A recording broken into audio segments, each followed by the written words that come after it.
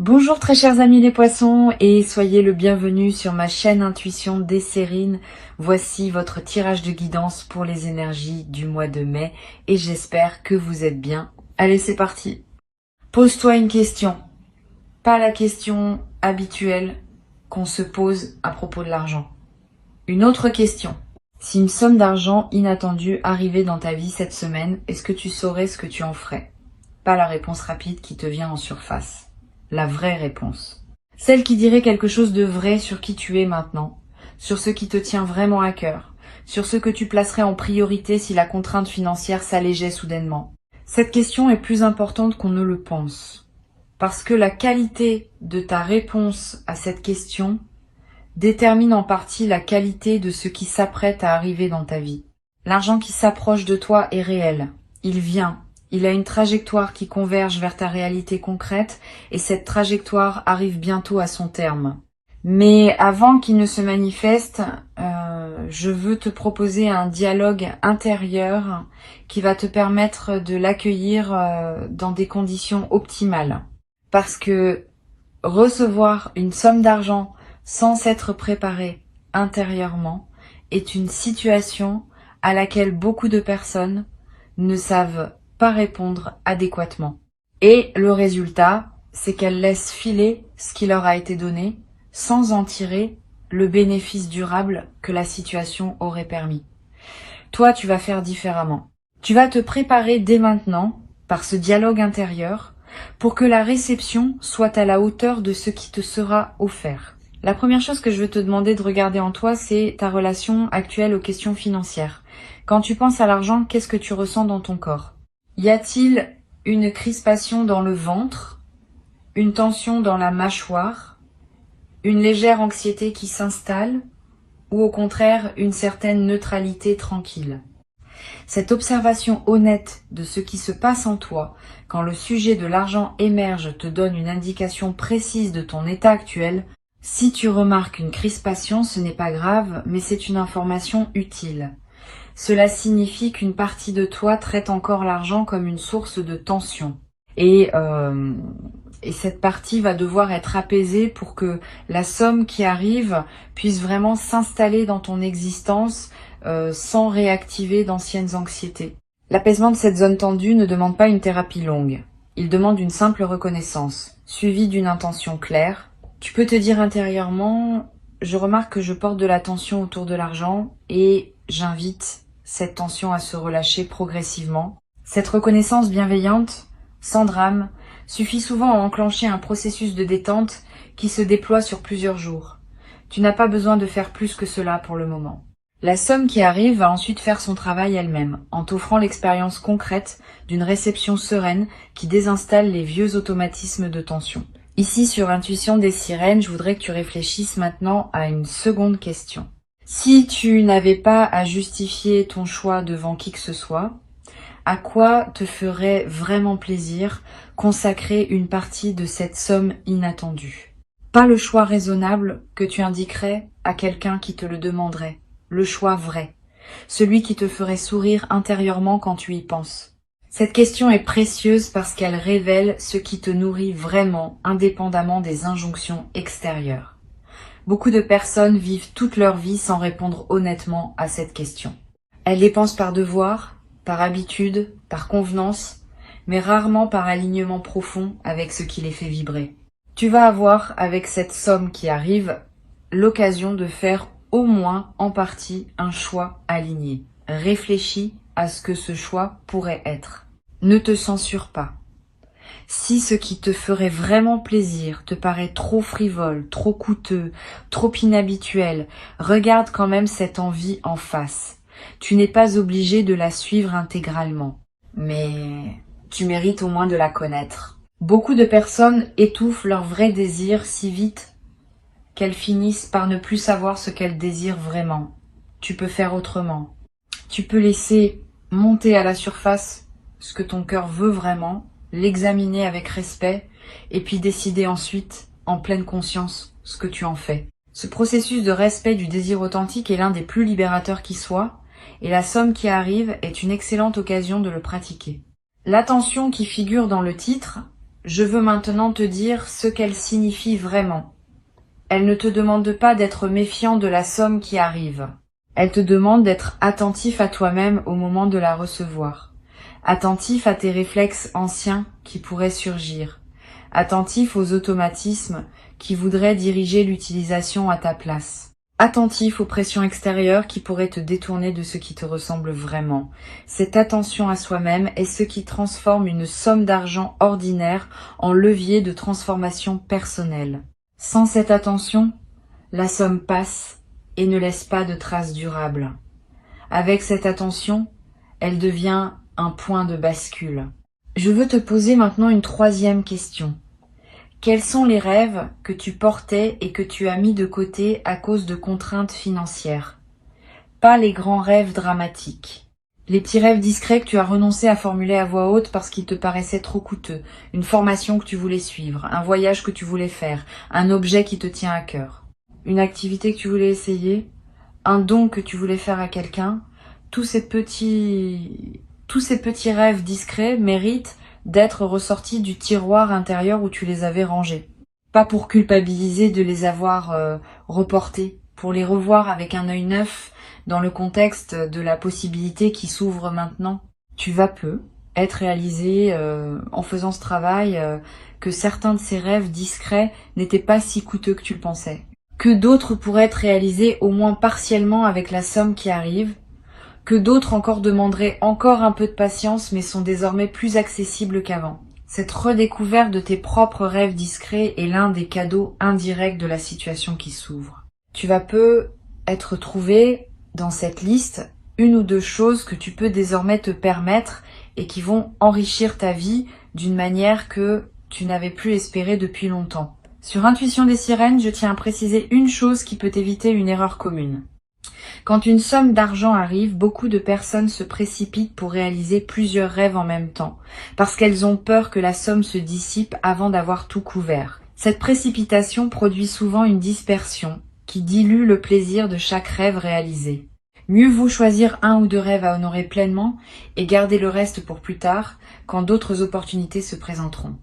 La concentration est l'ami de la qualité. La dispersion est l'ennemi de la satisfaction. Cette compréhension simple peut transformer la manière dont tu utiliseras ce qui te sera donné. Tu vas peu être te demander, quand la somme arrivera, s'il faut en parler à quelqu'un de ton entourage. Cette question est importante, et la réponse n'est pas universelle. Elle dépend des personnes spécifiques qui composent ton entourage. Certaines vont se réjouir avec toi sans réserve. D'autres vont projeter leur propre frustration financière et risquer de gâcher subtilement ton plaisir. D'autres encore vont commencer à formuler des demandes qui te mettront mal à l'aise. Choisis donc avec soin à qui tu confies cette information. Tu n'as aucune obligation de transparence totale.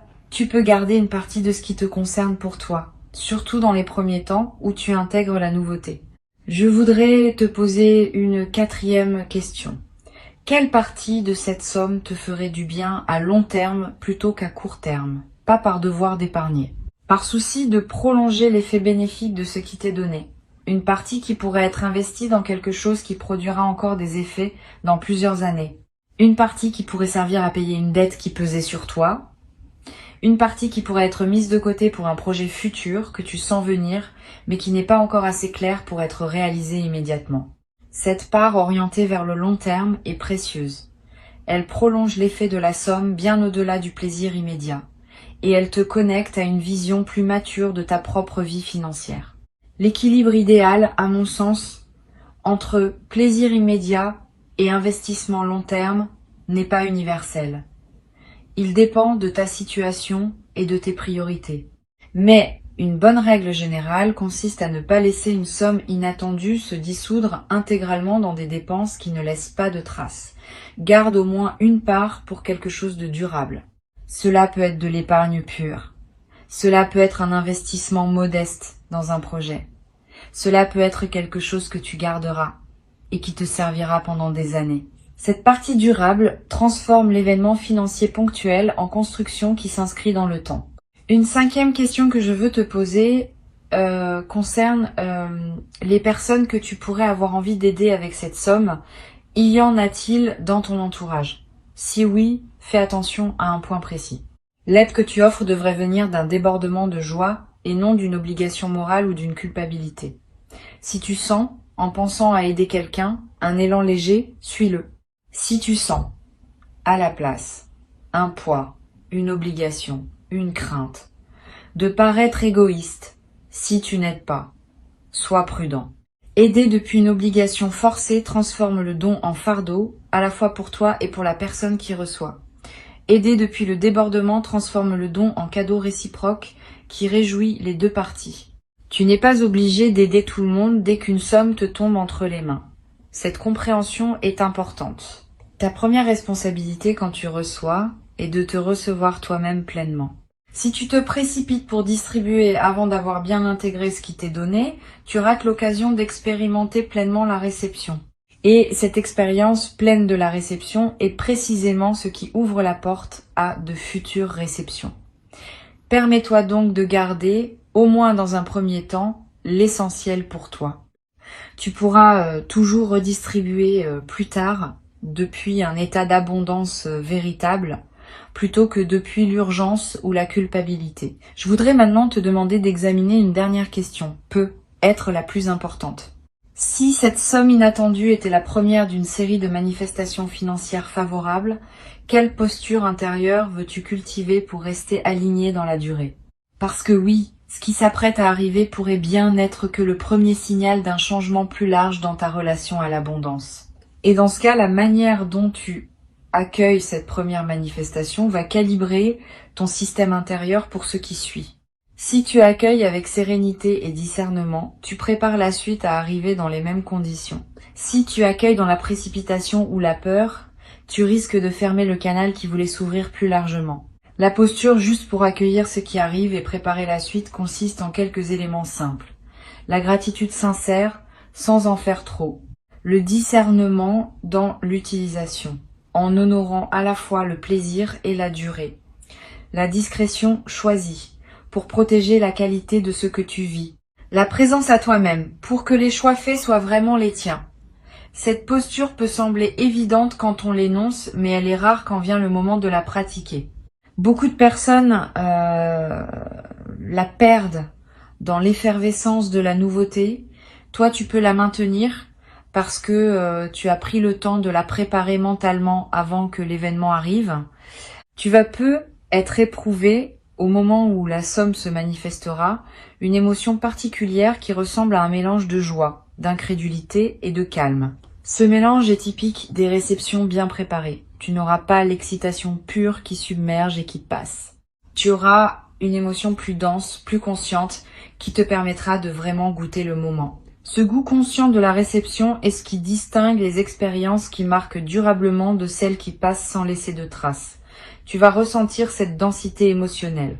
Et tu vas en garder un souvenir précieux, qui te servira de référence pour toutes les futures réceptions, financières ou autres. Sur Intuition des sirènes, j'aime souligner que les questions qu'on se pose avant un événement déterminent en grande partie la qualité de ce qu'on vit pendant l'événement. Tu viens de te poser plusieurs questions importantes. Tu as réfléchi à ta relation actuelle à l'argent. Tu as identifié ce qui te ferait vraiment plaisir. Tu as ressorti des rêves discrets qui méritaient d'être revus. Tu as pensé à la part qui pourrait servir au long terme. Tu as examiné la question de l'aide à apporter aux autres. Tu as réfléchi à la posture intérieure que tu veux maintenir. Ce travail préparatoire ne sera pas perdu. Il va se déployer dans ton expérience effective de la réception, donnant à ce moment une profondeur que la plupart des personnes ne connaissent jamais. Je voudrais te parler maintenant d'une dimension à laquelle on pense rarement. La somme qui arrive va affecter ton sommeil dans les nuits qui suivront, pas seulement parce que tu seras content, plus profondément. Quand un soulagement financier réel se produit, le système nerveux qui portait peut être une vigilance chronique liée aux questions matérielles, peut enfin se relâcher. Tu vas peu être dormir d'un sommeil plus profond que d'habitude. Tu vas peu être faire des rêves apaisants. Tu vas peu être te réveiller plus reposé sans pouvoir précisément l'expliquer.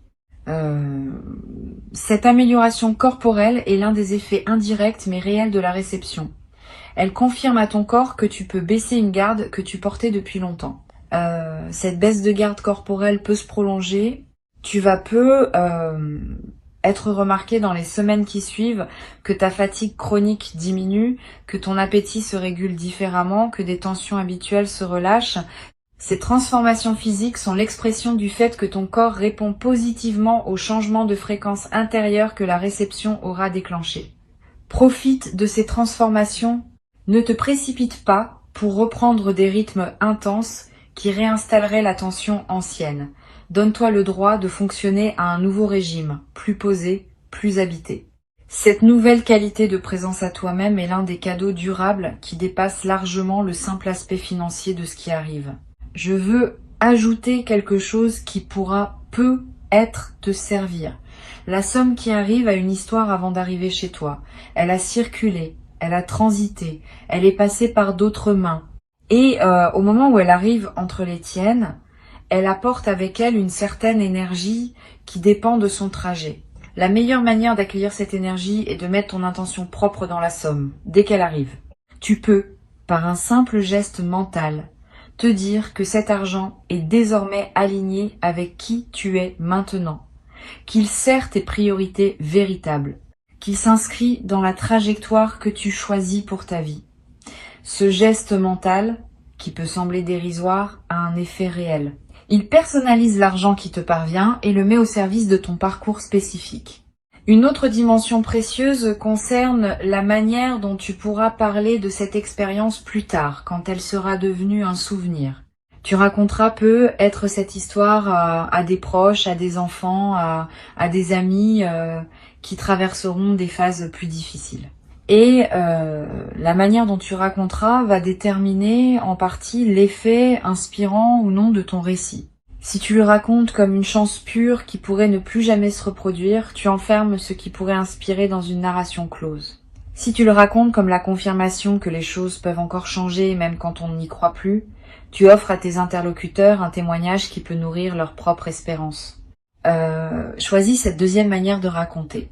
Elle sert non seulement les autres, mais aussi toi-même, parce que la narration que tu choisis influence en retour la fréquence à laquelle tu attireras d'autres expériences similaires.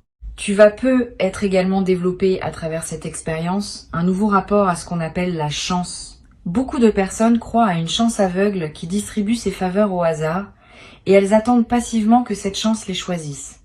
Cette croyance est partiellement fausse. Ce qu'on appelle la chance est en grande partie le produit d'un alignement intérieur qui s'est construit sur une longue durée. Tu n'as pas eu de chance par hasard. Tu as cultivé les conditions qui rendent possible la manifestation de ce qui arrive maintenant. Cette compréhension change ta posture pour la suite. Tu cesses d'attendre passivement la chance. Tu commences à cultiver consciemment les conditions qui rendent les bonnes choses plus probables. Et cette cultivation active va produire ses fruits encore longtemps après l'événement initial. Je voudrais te transmettre une dernière chose avant de te laisser. La somme inattendue qui arrive est le messager d'un message plus large. Le message dit que tu es entré dans une nouvelle phase de ton rapport à l'abondance. Une phase où ce que tu portes intérieurement commence à se traduire en ressources extérieures. Cette traduction n'est pas magique. Elle suit des lois subtiles qui régissent la circulation de l'énergie entre l'intérieur et l'extérieur. Tu as nourri ton intérieur. Tu as travaillé ce que tu portais. Tu as développé une qualité de présence qui correspond désormais à un certain niveau de réception extérieure. La somme qui arrive est l'une des premières confirmations de ce nouvel équilibre. D'autres confirmations suivront, sous des formes diverses, financières et non financières. Reste donc ouvert à la suite. Ne t'attache pas à ce que la prochaine confirmation prenne exactement la même forme que celle qui arrive maintenant. Elle pourrait prendre la forme d'une opportunité professionnelle, d'une rencontre fructueuse, d'une idée qui se concrétise, d'une porte qui s'ouvre dans un domaine que tu n'avais pas anticipé. Tout cela appartient à la même séquence d'ouverture qui a commencé en toi et qui se déploie maintenant dans le monde extérieur.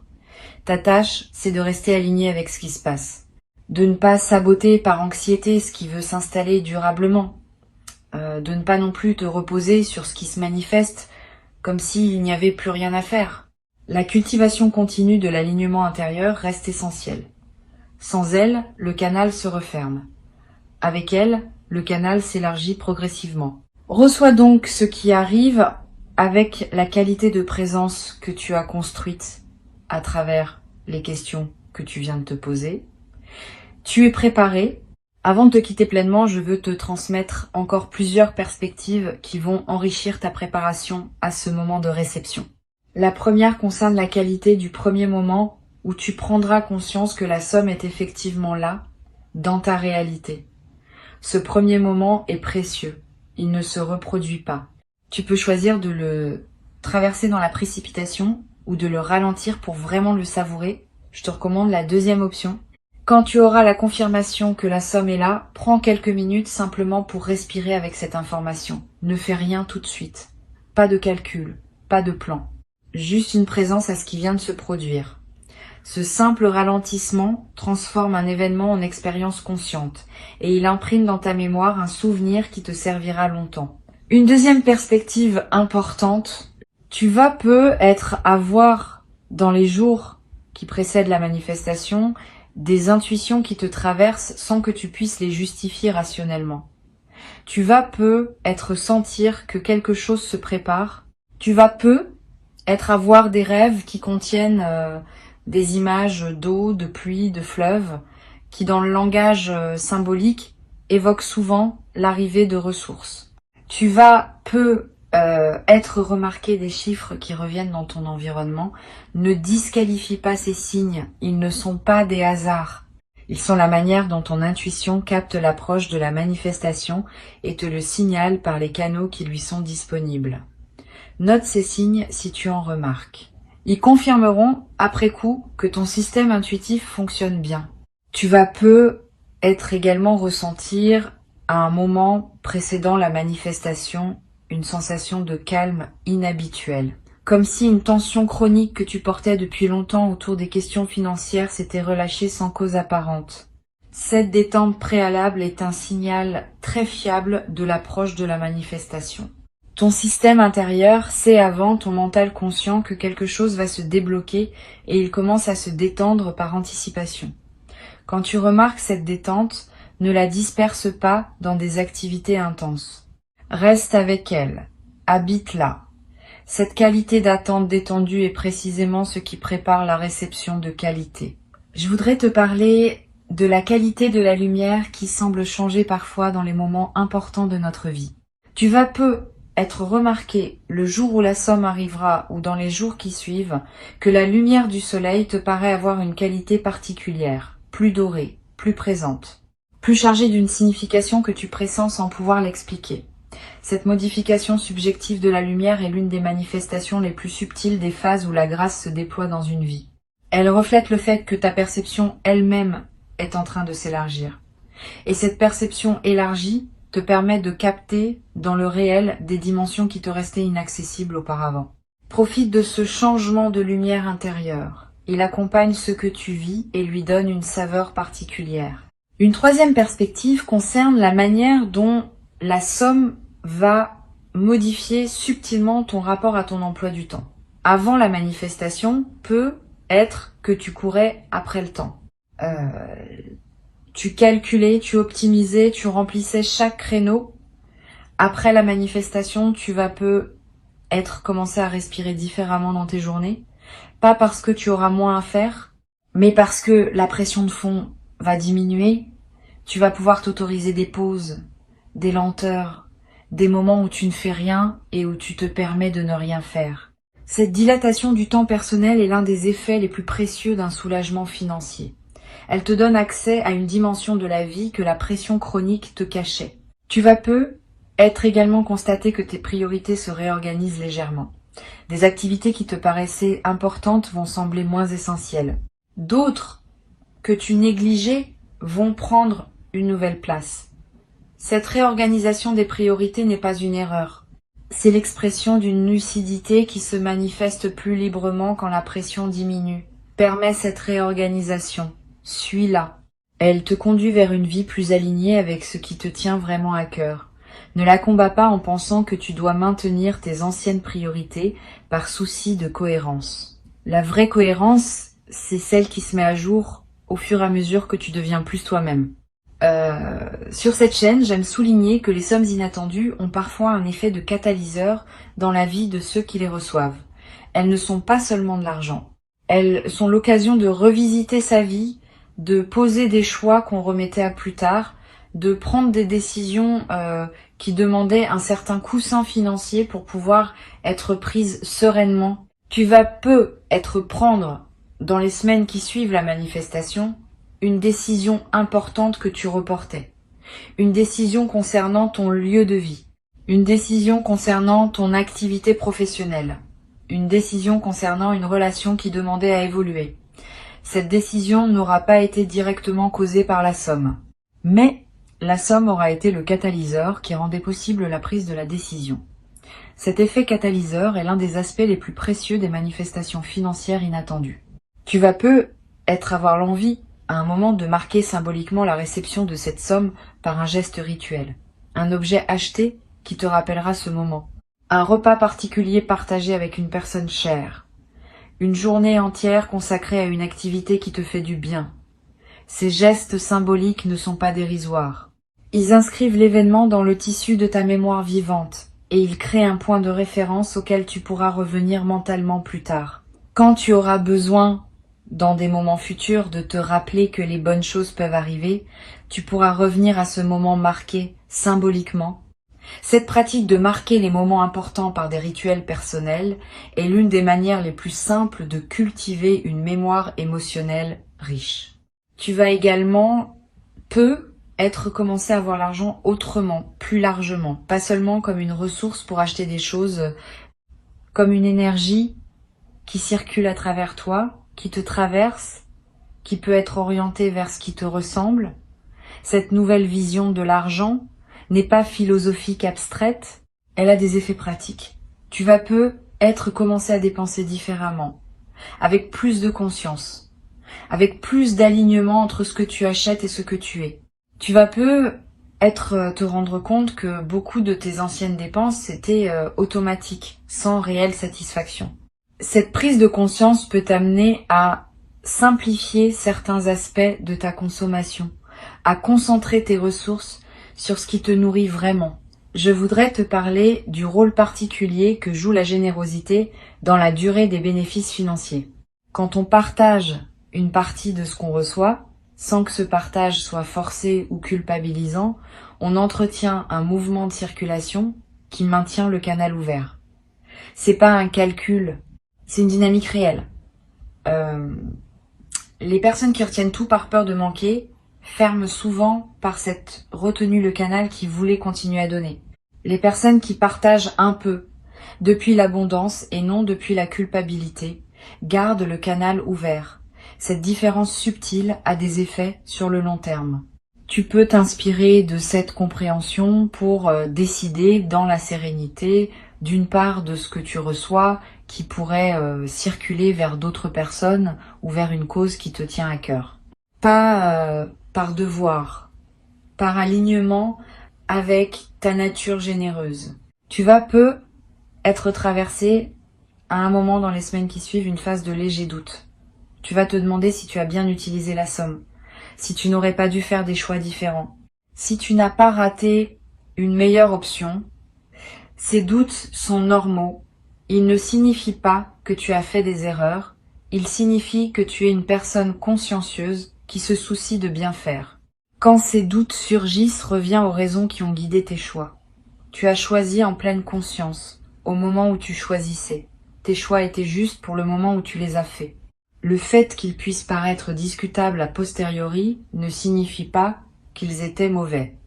Cette compréhension te libère de la rumination inutile. Tu vas peut-être également te demander si cette somme inattendue est vraiment méritée. Cette question est piégée. Elle suppose qu'il y aurait un mérite mesurable qui justifierait ou non ce qui te tombe entre les mains. La vraie réponse est plus simple. Tu ne mérites pas cette somme au sens d'une rémunération exacte d'efforts comptabilisables. Tu la reçois parce que tu as cultivé une disposition intérieure qui rend la réception possible. Cette disposition est elle-même le résultat de tout un parcours. Donc oui, tu as fait quelque chose pour mériter cela, mais ce quelque chose n'est pas mesurable de manière comptable. Cesse donc de te demander si tu mérites. Reçois simplement en sachant que la réception elle-même est une compétence qui se cultive et que tu l'as cultivée. Tu vas peut-être également ressentir l'envie à un moment de relire cette transmission. Reviens-y quand tu en auras besoin. Les questions que je t'ai posées peuvent te servir non seulement pour cette manifestation-ci, mais pour toutes les manifestations financières futures qui se présenteront dans ta vie. Elles forment un cadre de réflexion utile que tu peux mobiliser à chaque nouvelle réception. Cette appropriation des questions est l'un des bénéfices indirects de notre échange. Tu repars avec un outil de discernement qui dépasse l'événement spécifique qui s'apprête à se manifester. Tu sais ce qui te ferait vraiment plaisir, tu sais ce qui mérite de durer, tu sais à qui partager, tu sais quelle posture maintenir. Cette préparation va se transformer, au moment où la somme se manifestera, en une réception consciente qui honore à la fois le don, le donneur invisible, et toi-même comme destinataire légitime. Cette triple honneur est ce qui distingue les expériences financières profondes des simples transactions superficielles. Tu vas vivre une expérience profonde et tu vas en garder, longtemps après que l'argent lui-même aura été dépensé ou investi, un souvenir qui te nourrira chaque fois que tu en auras besoin pour te rappeler que les bonnes choses peuvent encore arriver dans ta vie à tout moment dès que tu es prêt à les recevoir véritablement.